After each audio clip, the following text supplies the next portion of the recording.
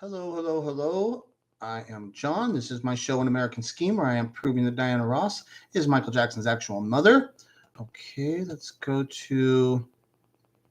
Let me just put this here real quick, just for a second while I start talking. Okay,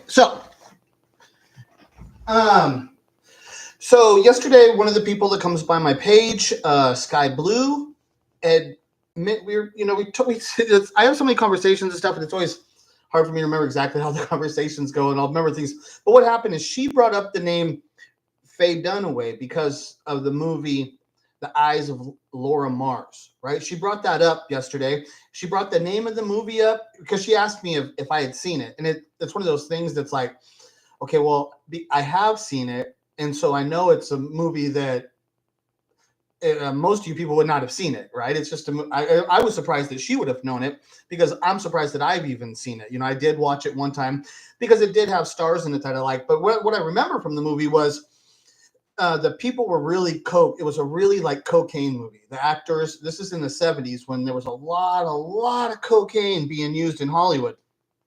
And this is one of the movies that really showed that this is like a movie probably like that the whole cast, like everybody was just totally high on cocaine. The whole movie, like everybody were big stars, and it was a big movie or whatever. But it was just like I could sense the biggest thing that I sensed from the movie was cocaine, right? That was my biggest take from remembering of what the movie was about. It's like cocaine, and then it's just her eyes. It's like the way her eyes go up and they focus on her eyes. And I think she's having visions. She's seeing stuff. I'd have to go back and see it and watch a preview of it, a trailer. If I watched the trailer, I'd remember what the movie's about, right? But I haven't seen it in a while too, so I don't remember. But she mentioned Faye Dunaway. And I was telling her, yeah, I like Faye Dunaway. Like, I know that I like Faye Dunaway. I know that she's a big actress. And like one of the movies that I would recommend with Faye Dunaway is the movie Network. The movie Network is just one of the greatest all-time movies and stuff. Faye Dunaway stars in that. But so she's one of these big stars, like in the 70s. Sure, she carries on to the 80s and stuff. There's a lot of movies. I mean, she's Faye Dunaway. She's a big actress and stuff, right? But so then I was thinking about it, and when she said that, and I'm like, oh, wait. And then later on my own, as I'm thinking about it, and then I remembered, oh, wait, Faye Dunaway, she's the Annie character in the movie The Champ, right? Let me show you this picture real quick with the eyes of Laura Mars. Okay, so look at this. I hope I got it lined up good. I'll tilt it a little bit, different angles. I think that's probably, see, I could tilt this like this and stuff, but I can't see where it's aiming and stuff, right? So I'm just kind of having to say, like, okay, hopefully you can see the picture there of the eyes of Laura Mars. That's like the movie poster. And so see how her eyes are, how she's looking up. And then, so like, it's got like that Sanpaku look of the eyes, but you know, she's totally looking up. So I don't know if she has Sanpaku, but the eyes appear to be that way. But it's because of the movie, she like looks up and she has like visions or something like that. That's why it's like that. Like I said, I can't remember. I haven't seen it for a while. But that was just to show you that that's the eyes of Laura Mars, because that's why Sky Blue was mentioning the actual eyes, because I remember we were talking about like Billie Jean or something like that, how the eyes and how they focus on the eyes or something like that we were talking about. And so then she brought up the eyes of Laura Mars and brought up Faye Dunaway. And then that reminded me that Faye Dunaway was in The Champ. And I'm saying that the Faye Dunaway character's name is Annie. And the movie, The Champ, is another one of these movies that resembles this true life story of Michael Jackson, where the mother leaves the kid. In this one, she leaves the kid with the father.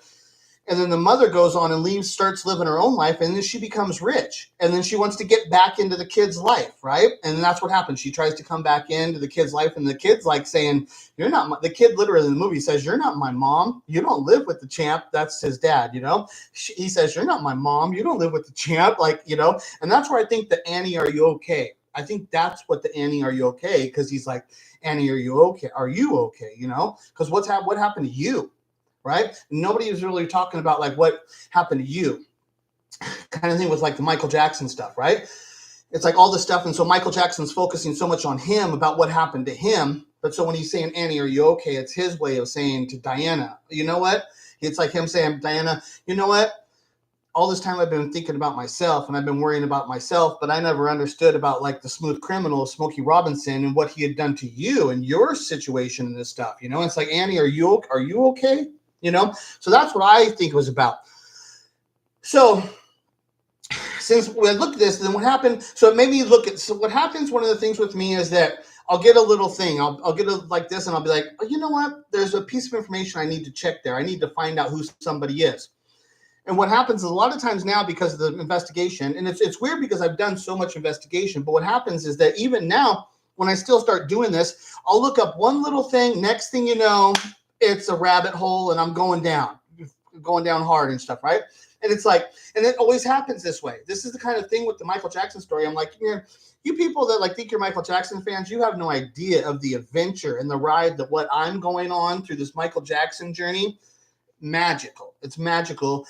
And if you appreciate Michael Jackson and have an understanding who he was, you would really want to experience that true magic of the ride and the journey of which I'm on, going through this investigation of his real life. Right? That's what it's about. That's why I tell the fans, I know that you're fake fans because you don't appreciate the ride and the journey and the experience of what I'm going on, and it's magical. And it's through the experience of understanding Michael Jackson's life and stuff, right? And it's this incredible experience of what I'm on. And I know that I'm on the ride, So you guys, you're at the end of the line. You haven't even made it in the amusement park yet. That's how it is. You guys are so dumb. You haven't even made it in the amusement park yet, and I'm on the ride. I'm already on Space Mountain, freaking having a good time and shit, right? But so then what happened with this was, it made me think because of that. I was like, you know what?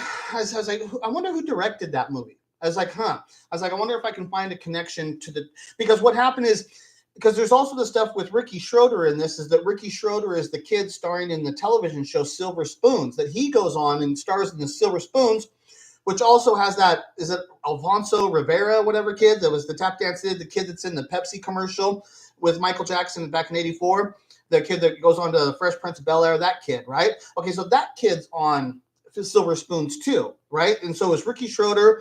But so the Silver Spoons TV show is about a kid he lives with his mom, doesn't know his dad. His mother dies, I guess, so he has to go back and live with his dad. He never met his dad, and his dad ends up being rich. But not only is his dad rich, his dad lives in a place that's like Neverland Ranch. It's like he's got this little toy train that comes through the living room, and there's all these video games. It's like this. He's like a big child, right? That's why I say that Silver Spoons show is really, really important. I know it would be something that Michael would have been interested in, right? So I was saying is like, the connections of how this stuff goes on, it just is like, fuck, man. And that's why I try to make these videos. It's like fucking crazy shit, right? So I wanted to see the director of The Champ. I thought, let me see the director of The Champ, because I already know that so what I'm looking for is I need a direct connection to Michael Jackson in the movie The Champ. That's what I needed, because I was saying that the Faye Dunaway character and the Annie and the relation to the Smooth Criminal and all this stuff of what I'm saying. But what I need is proof. I need proof that Michael Jackson watched the movie The Champ. Now, I already know, because I know Michael Jackson, and I know I can say, I'm telling you, this story, the people in this movie, I know that this is the kind of movie that Michael would have watched and would have really, really liked and stuff. This would have been a big movie to Michael, right?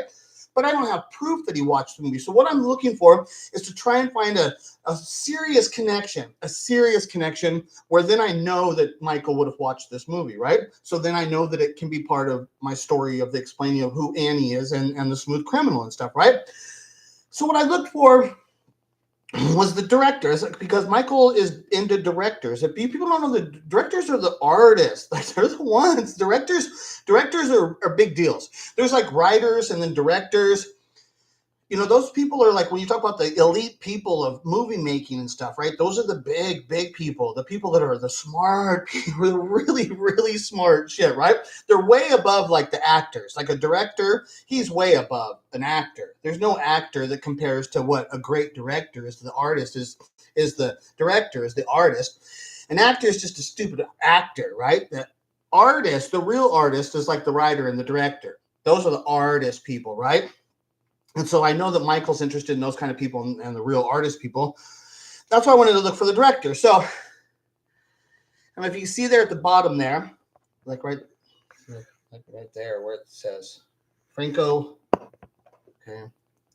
Okay, so it says there, director, Franco Zeffirelli. Okay, Franco Zeffirelli. So I was like, okay, well, let me open up this door to this rabbit hole. Let me go find out who this Franco Zeffirelli guy is, right? So this is his Wikipedia, and I'll just read stuff to you, right? So it says he was an Italian stage and film director, producer, production designer, and politicians. He's all kinds of stuff with this guy, right? He was one of the most significant opera and theater directors of the post-World War II era, gaining both acclaim and notoriety for his lavish stagings of classical works as well as his film adaptations of the same.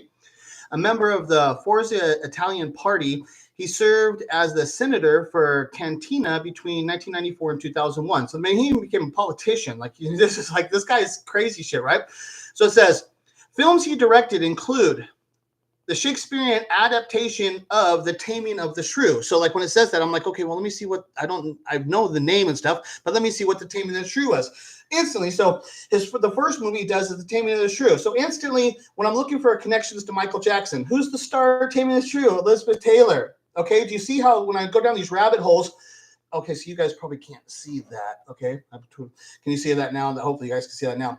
See, so I put on it says The Taming of the Shrew and it has a blue, so that tells me I can link to that if I want to. So I just click on it just to give me an idea of what The Taming of the Shrew is. And so it's the movie starring Elizabeth Taylor. Okay, so that's the thing with Michael Jackson and his infatuation and appreciation of Hollywood and movies and stuff like that, and his friendship with Elizabeth Taylor. It says Elizabeth Taylor is a big, big star, and she was also a child star, right? She's also a child star. One of her movies as a child, she has a movie called National Velvet. That's like telling you if you guys want to see it really good. It's not her first movie, but it's probably her first really, really big role, right? National Velvet is really cool. It's a really, really cool movie. And she's young. It's a cool movie. If you want to see like a young Elizabeth Taylor movie, you want to see National Velvet. That's the one you want to see, right?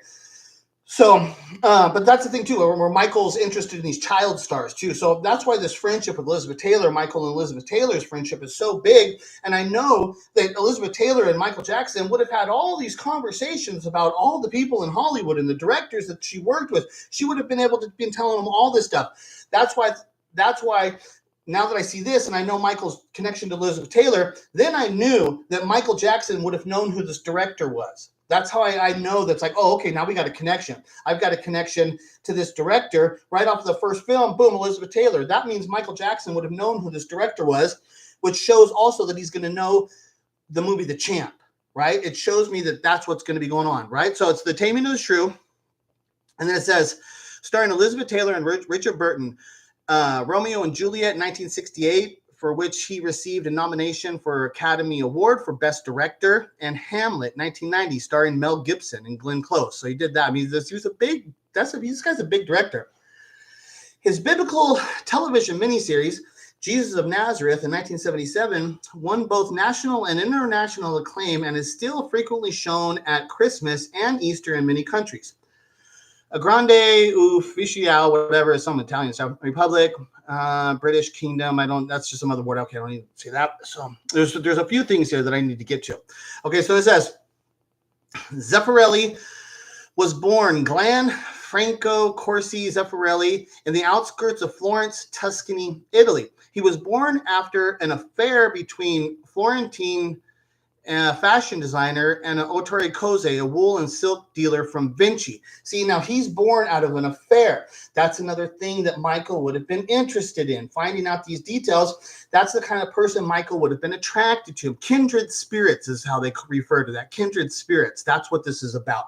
And this is how I know that when I'm reading this stuff, I'm already knowing, oh, Michael would have liked this guy. I already know that there's probably a connection. And that's what I'm trying to say is I'm trying to find that connection to Michael and the movie The Champ. And now when I'm reading the director, when I start reading this, I'm like, oh, I can already see that this is already coming. This is already opening up and stuff, right? So then it says, since both were married, Alade was unable to use her surname as Corsi's for her child. She came up with Zeffirelli. See, there's like a name thing that's different there. That's the kind of thing where Michael he should be Robinson, but he's actually Jackson. They gave him away. They're like, that's what I'm saying. Kindred spirits, similar life situations. And these are the kinds of people that I would know that Michael would be attracted to, right? So, which are the little breezes mentioned in Mozart's opera, Dominio, of which she was quite fond. See, these are high-level classical entertainment people. This is the kind of thing this is one of the things about Michael Jackson that I think is most underappreciated, is how well versed he would have been in the arts and the high level arts and classical stuff throughout all of the history and stuff, right? This is the kind of thing where I yell at the fans. I'm like, you people are so simple and you're so simple-minded and stupid and stuff, and you have no appreciation for the great artist of who Michael Jackson actually was and his appreciation for the great artist throughout all of history and shit, right? That's why I say you people don't know him. You don't understand him. You don't. Okay, so when he was 6 years old, his mother died. See, another thing that's like I said, when you read this, it's like, I can see this story. It's like, I know Michael would have liked this guy. And he subsequently grew up under the auspices of English Church, whatever community, was particularly involved with so-called Scorpiano, whatever, inspired semi-autobiographical film called Tea with Mussolini. That's like another, I haven't seen Tea, but I guess that's some big thing too. That's another big movie that this guy done. This part's really interesting here. Italian researchers found that Zeffirelli was one of a handful of living people traceable. This word, consanguineous, something with the genes, I think. I don't know exactly that word. But, okay, so they found that Zeffirelli was one of a handful of living people who was traceably through the genes with Leonardo da Vinci. He was a descendant of one of da Vinci's siblings.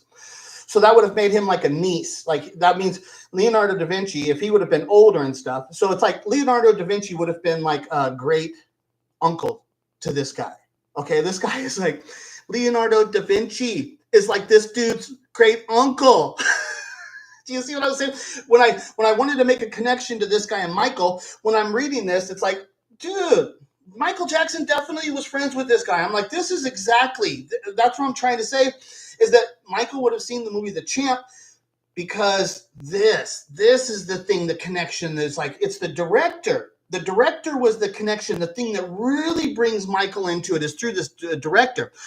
So that was that part there. I just wanted to show you one other thing. There's other things here and stuff too, right? But I wanted to show you one other. Okay, Robert Ebro, that's Juliet. Okay, that's that one. Oh, there it is there. Okay, he moved on to contemporary themes with a remake of the boxing picture, The Champ. Okay?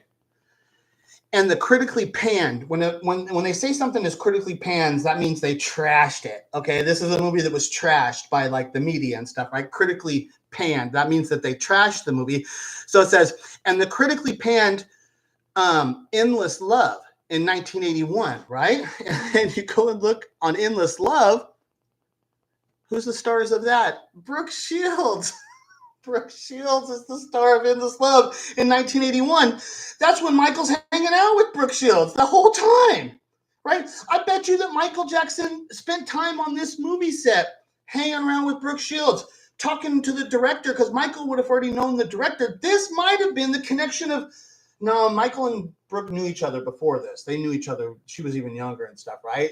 I'm pretty sure their relationship goes back a while and stuff, right? But it's one of those things. It's like, Brooke Shields is in it. And that's what I'm saying. The connections to Michael and this director, now that he's doing this movie. So this director directed two of the women that are the most iconic, famous women that are related and associated with Michael Jackson is Brooke Shields and freaking, I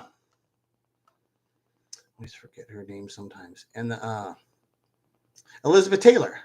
So two of the women, this guy directed two of the most iconic women associated with Michael Jackson. This guy directed them, right? So let's go on a couple other things here. Okay, so Endless Love. So here's the Endless Love movie, right? Director Franco Zeffirelli. Okay, but this is the other thing. So then I saw that he directed Brooke Shields in the movie Endless Love, right? This director. Okay, so then instantly it didn't click, and then I saw the other thing. I'm like, wait, see, then let me scroll this down just right here. Hopefully you can see that. So then here, see this? Diana Ross and Lionel Richie, Endless Love. That's the song they sing. My Endless Love. That's the song that's the soundtrack for the movie Endless Love with Brooke Shields in it, directed by the Franco Zeffirelli guy. Okay, and then that song, the Endless Love song with Diana Ross, that song hit number 2 on the record charts, and the song that was above it was Betty Davis Eyes. That's what I'm saying. These rabbit holes, it's like I said, all I went to look for was one little freaking thing. I wanted to see who the director was. Next thing you know, I'm finding out that this guy's a descendant of freaking Leonardo da Vinci. And then he's directing Elizabeth Taylor, and he's directing Brooke Shields, and he directs Brooke Shields in the movie Endless Love, which the soundtrack, the theme song for that, is sung by Diana Ross and Lionel Richie, which hit number 2 on the charts, which was only behind Betty Davis Eyes. Right? So I'm looking at this stuff and I'm like, okay, I know Michael knows this director for sure. I know now. For sure he knows. So then I said, well, let me go see that. Okay, if he knows him, let's find a picture. Let me see if I can find a picture of them together, right? And there they are. And now here's the thing with because a lot of the Michael Jackson fans would know exactly what this event is, which I don't know what this event is.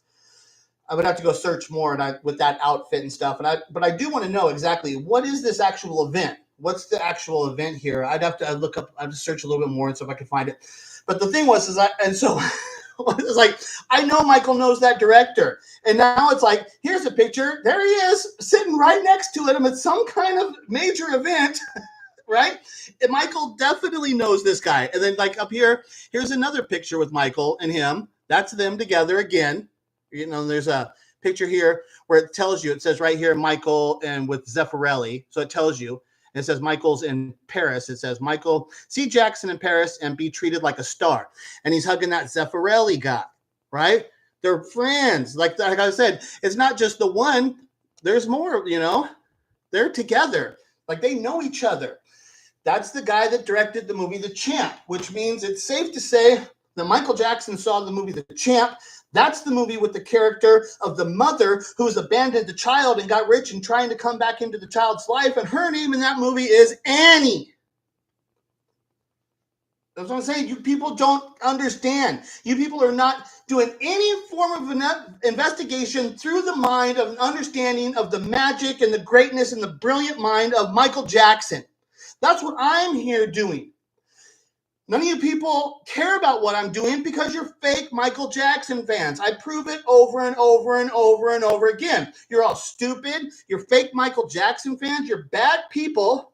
And that's why we're still sitting here not exposing the truth of who Michael Jackson's parents are. And we're risking the reality that Michael Jackson's real parents who are still alive right now, who can clear all of this stuff up, you're risking that they could die and we lose that. And you think that you care about Michael Jackson and you don't care about getting the true explanation and understanding of this guy's true life story and having an understanding that his parents are actually Diana Ross and Smokey Robinson and they're both alive today and we can clear all of this shit up and all you got to fucking do is start talking about it. All you dumb motherfuckers got to do is make a video and say, this is interesting. This is something that should be talked about. That's all you dumb fucking losers have to do. And can you do it? No. Because you're bad people, you're stupid, and you're definitely 100% fake Michael Jackson fans. Proof. Fucking losers. So goodbye.